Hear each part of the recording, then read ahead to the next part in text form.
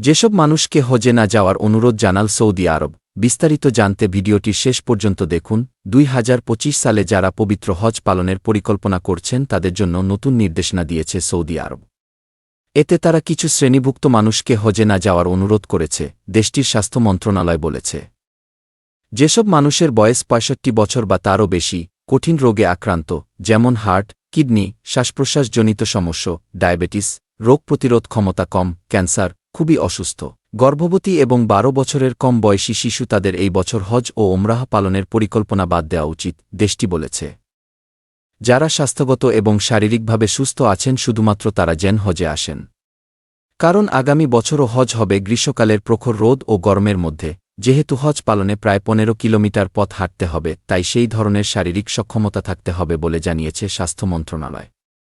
চলতি বছর হজ করতে গিয়ে প্রায় ১৩০০ মানুষের মৃত্যু হয়েছে, যাদের বেশিরভাগেরই প্রাণ গেছে অতিরিক্ত গরমের মধ্যে হেঁটে।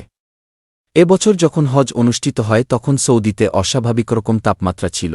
যেসব মানুষ অনুমতি ছাড়া হজ করতে গিয়েছিলেন তারা এই দীর্ঘ পথ হাঁটার পর বিশ্রামের জন্য কোনো জায়গা পাননি। এছাড়া পর্যাপ্ত পানিও পাননি অনেক হজযাত্রী। এতে করে খোলা ময়দানে অসুস্থ হয়ে মারা গেছেন তারা।